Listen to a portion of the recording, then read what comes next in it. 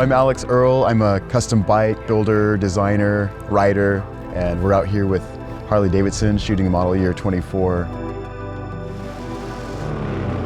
I just like to be in the outdoors. I very much like to be in remote places without a lot of people is kind of a primary directive for me. So when I discovered mountain biking and dirt bikes and certainly then adventure bikes later and realized what they had to offer, yeah, then it was just like a no-brainer for me.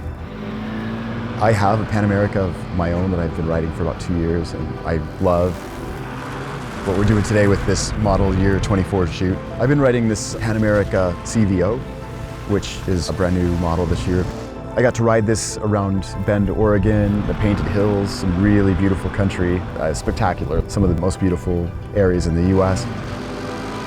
It's a really beautiful bike and this incredible paint job, and I think the fit and finish on that is really impressive. But it functions as it looks. That's what I like about it. What appeals to me is just the simplicity and the honesty of the design and how clear the design is and how each of the functional components are represented so clearly.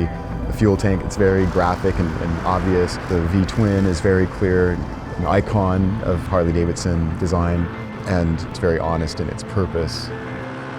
You know, it kind of speaks to the whole American spirit of adventure and self-reliance and independence. It just seems obvious that a bike like this would come from a company like Harley-Davidson.